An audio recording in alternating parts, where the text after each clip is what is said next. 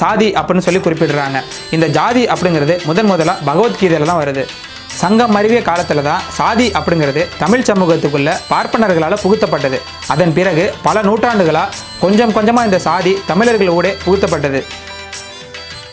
தமிழர்களிடையே உயர்ந்த குடிகளாக கருதப்பட்ட பல்லர்களும் பறையர்களும் பார்ப்பனர்களின் சனாதன தர்மத்தை ஏத்துக்க மறுத்தாங்க.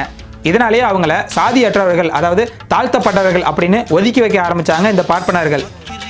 பின்னாட்களில் பார்ப்பனர்களின் சூழ்ச்சிக்கு மயங்கின தமிழர்களை நீ சத்திரியன், நீ வைஷ்ணவன், நீ சூத்திரன் அப்படின்னு பிரித்து உங்கள் எல்லாருக்குமே நான் தான் உயர்ந்தவன் அப்படின்னு கொண்டு வந்தாங்க.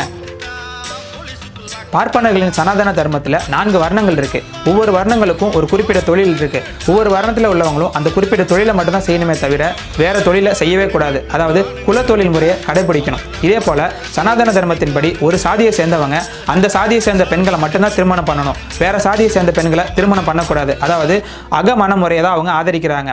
அப்படி பண்ணலை அப்படின்னா கண்டிப்பாக அவங்க நரகத்துக்கு தான் போவாங்க அப்படின்னு சொல்லியிருக்காங்க.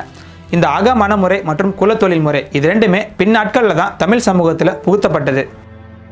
இது எல்லாத்தையும் எப்படி நம்புறது அப்படின்னு கேட்குறீங்களா? இது எல்லாத்தையுமே அறிவியல் பூர்வமாகவும் நிரூபிச்சிருக்காங்க. அதாவது பல்வேறு சாதியை சேர்ந்த மக்களின் மரபணுவான, அதாவது டிஎன்ஏவை ஒப்பிட்டு பார்க்கும்போது 1600 வருடங்களுக்கு அப்புறம் தான் தமிழ்நாட்டில் மரபணு கலப்பு அப்படிங்கிறது நின்று போயிருக்கு. அதுக்கு முன்னாடி வரைக்குமே தமிழ்நாட்டில் இருந்த அனைவருக்குமே கிட்டத்தட்ட ஒரே மாதிரியான மரபணு தான் இருந்திருக்கு. இந்த 1600 வருடத்துக்கு அப்புறம் தான் சாதிய பிரிவுகளும் ஆரம்பமாயிருக்கு. இந்த ஆராய்ச்சியில் ஒரு ஆச்சரியமான தகவலும் கிடைச்சிது. நான் சொல்ல போகிறது நிறைய பேருக்கு வருத்தத்தையும் நிறைய பேர் என் மேலே கோபமும் படலாம். ஆனால் ஆராய்ச்சி முடிவை தான் நான் சொல்கிறேன்.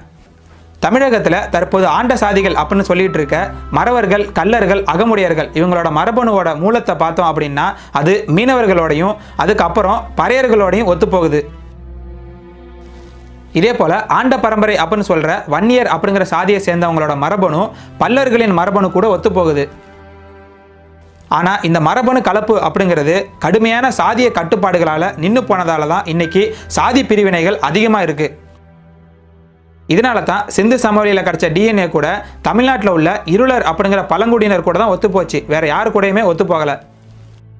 இந்த பதிவின் மூலம் நான் சொல்ல வர்றது என்ன அப்படின்னா, தமிழர்களிடையே உயர்ந்த சாதி தாழ்ந்த சாதி அப்படிங்கிறதெல்லாம் கிடையாது. தமிழர்கள் அப்படின்னாலே உயர்ந்தவர்கள் தான். இன்னைக்கு வெவ்வேறு சாதிகளாக பிரிஞ்சு இருக்க எல்லாருமே ஒரு காலத்தில் ஒன்றா இருந்தவங்க தான். அரசியல் ஆதாயத்துக்காகவும் தங்களோட சுயநலத்துக்காகவும் பல பேர் தமிழர்களிடையே சாதிய பிரிவினைகளை வளர்த்து சண்டைகளை மூட்டிவிட்டு அதில் ஆதாயமும் அடைஞ்சிட்டு இருக்காங்க. நாம் எல்லாருமே இது எல்லாத்தையுமே உணர்ந்து தமிழராய் ஒன்றிணைந்தால் மட்டும்தான் மென்மேலும் பல சிறப்புகளை அடைய முடியும். நன்றி, வணக்கம்.